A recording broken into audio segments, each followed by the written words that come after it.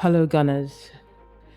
Today we will be talking about the game against Fulham, regrettably so, and also we'll be talking about Kieran Tierney and what happens to all of this tinkering when we meet bigger, more ruthless teams. Welcome to Arsenal Stories. So I didn't quite watch the game today against Fulham because it was really early here. I'm in Canada, and also I felt it was going to be a walkover, considering that I had watched Fulham's game against Everton and they were abysmal. So I thought it was going to be a walk in the park for us. Unfortunately, it wasn't. Um, and yes, I know the first goal came as a result of Saka's misguided pass to Ben White. Yes, I watched the highlights, but I couldn't finish it because I was so vexed. I was so vexed. I was having palpitations. That's another reason I don't watch matches so much because there's no point me ending up having a surgical bypass when the boys are not as bothered, probably, or the manager about it as I am. They're earning thousands of dollars or pounds, and I might as well just watch the highlights if I feel that the game is getting too tense and unhealthy, at least for me. So, going on, I'm a little, how do I say, I'm a little irritated and annoyed. I'm not quite sure what Arteta is doing. My philosophy is if it's not broke, don't fix it. I'm not quite sure what some of doing as a right back. I know he's looking to allow Partey more instructions, but then you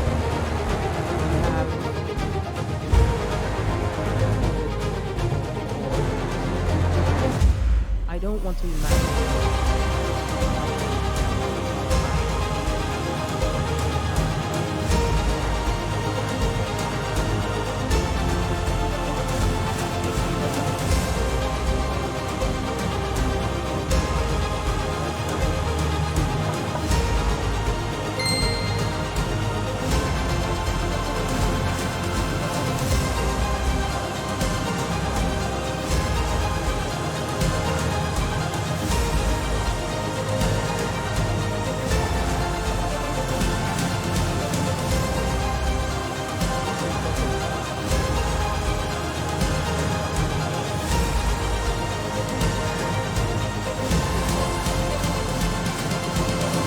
So I'm not quite sure.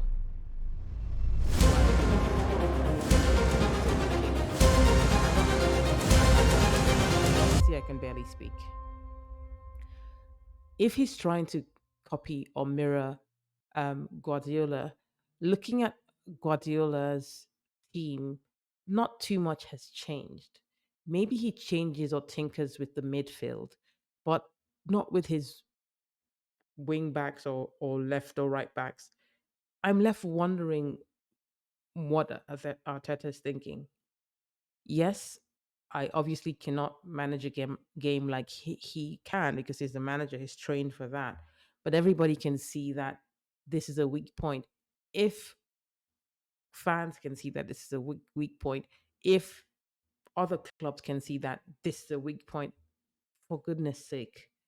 And you can see that when we revert back to how we were playing before, the game gets better, bar obviously Zinchenko, who makes some mistakes. And when you get with a team that have the ability to punish you, well, that's what you get. I'm not saying that Zinchenko is a bad player, but he's not a good defender. Zinchenko is not a bad player. He can give you good work in the midfield, but he's not a defender. And this brings me to Kieran Tierney. I don't know why you would loan your, apart from if we take out Timber from the equation, I'm not quite sure why you wouldn't play your best left back. I've told people, I know I sound like a broken record now, but the assists and goals that Kieran Tierney would give you in a year, in a season, Zinchenko hasn't given that at all in his entire career. I doubt it. You expect at least 3 to 4 goals a season from Tierney and about the same or more assists. He would track back. He would defend. You barely have mistakes with Tierney. But we see how many times, I'm not sure if it's the lapse in concentration, but we see how Zinchenko struggles defending. When we played Liverpool last season, they saw that and they knew Zinchenko was the weak link. I mean, here again, we saw that, and until we had, I mean, we.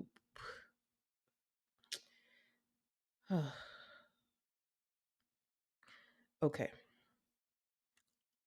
I didn't want to talk about this. It was an avoidable draw. I believe on our good day with a backline of Tierney, Gabriel, and for goodness sake, why didn't Gabriel play? Is there something more that Arteta is not telling us that's going on? Because for sure he's not injured, or has the Saudi league turned his head? I mean, because I don't know. Please explain to me why you would not field your best centre back duo in Saliba and Gabriel. A back line of Tierney, Gabriel, Saliba, and Ben White, who has done beautifully at right back, would have solved, at least to a large extent, a leak in defense. We're basically conceding one goal every 2 matches because we conceded against Nottingham Forest. We were lucky to get the penalty against Crystal Palace. And then and you saw the difference Gabriel made when he came on. And we have conceded 2 goals against Fulham. So my worry is what happens when we face a Liverpool? What happens when we face a Chelsea? Albeit they're also trying to find their feet. What happens when we face a City? What happens when we face, because when we faced City, we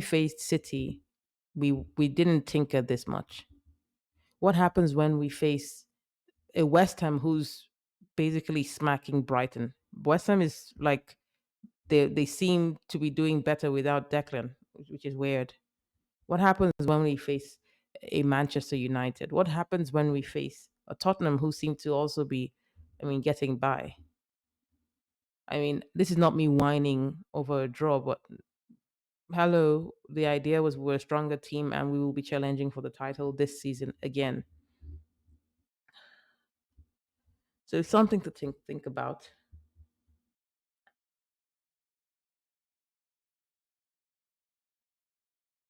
Yeah, something to think about.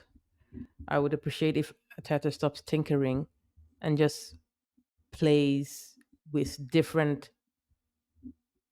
player traits or character traits in the positions that we're used to playing.